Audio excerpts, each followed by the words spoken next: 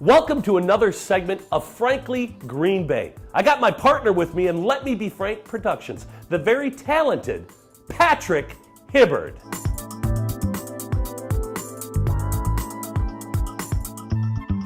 I have Patrick Hibbard with me. He's my partner in Let Me Be Frank Productions. He's a very talented guy. I've known him for many, many years. And the first question I want to ask you, Pat, now you've been doing this your whole life. When did you think you could start making a living as a musician?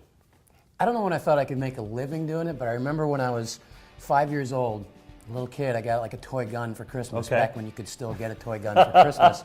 And I put a piece of twine on it. I grew up on a farm, so I had bale twine, and I used it as a guitar. And I told my parents that I was going to be a musician when I was 5 years old, that that's what I was going to do for a living.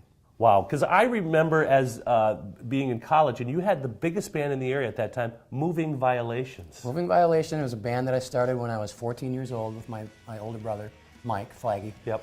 And stayed in that band for probably 12 years, something like that. I left college, my second year of college, to tour with that band. Now, you are a national touring musician. You actually had a couple albums.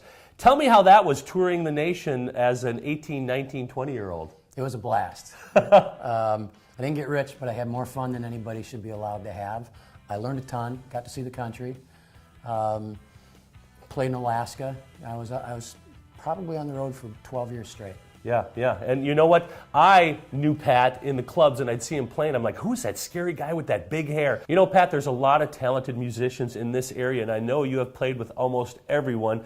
And it seems like those guys you've played with, you're a tight-knit group that still kind of hangs around and plays together. Everybody kind of weaves in and out of everybody else's group. So if you go back to when I was in high school, the guys I was playing with then, Moving Violation, when I left that band and started playing with the Blitz, one of the guys from Moving Violation came along and started doing that too.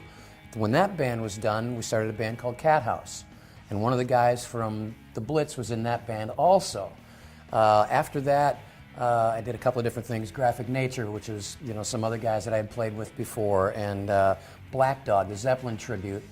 And the guys from Moving Violation put another band together called Eddie Haskell. So I started playing with those guys again.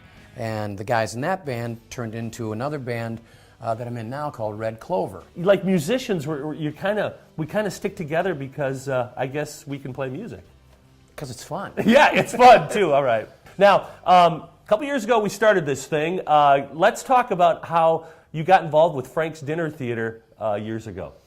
At the time, I was working at a radio station, and I worked for a sports station, and you were at the Sports Corner. Yep.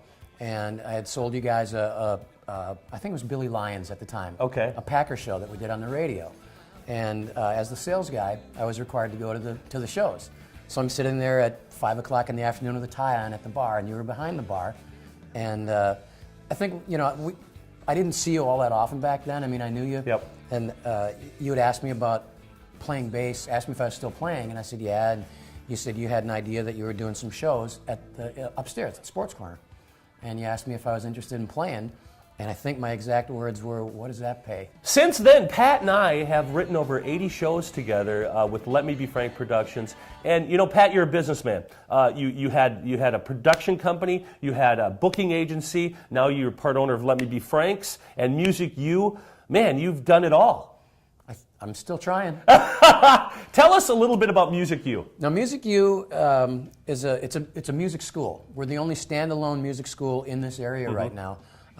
What we do private lessons, and we also take our students and put them in ensembles, have them play with other musicians, learn how to get up on stage, how to express themselves, and it's a lot more than music. It actually teaches them how to communicate, teaches them, it's real world situations, things go wrong when you're on stage. How do you deal with that? It's been an eye-opener for us. It's been a blast, and you have a student in it, and your son's in it. It's amazing to watch them open up and show you the creativity. What I think is great that Music U offers is it offers them a big venue to play at the Meyer Theater. These guys, they learn how to mesh with each other. They pick up their own band names. I love that they get to pick their own band names. They pick their own band names. They pick their own songs. We don't tell them what to do. We kind of, make sure that they can pull it off, but we let them pick the material. So it goes anywhere from oldies to country music to heavy metal stuff, whatever they want to do. And it's all ages, folks. It's the kids to the adults like me. And if they want to get involved with Music U and the ensemble program, how can they do that? They can just call 920-371-7314. And also online? Yep, Music U Rocks. Music U Rocks. I tell you what, Pat, we got some great shows coming up. Pat and I just put together the 2015 season, and what a partnership it's been, buddy. Thank you so much. Hey, tune in next week on Frankly Green Bay as I bring you another creative person from northeastern Wisconsin.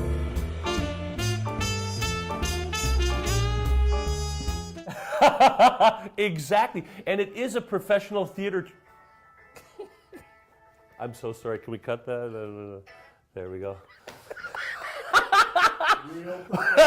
hey, you can get to that question and go from there. Sorry about that. What a jack. I'm sorry.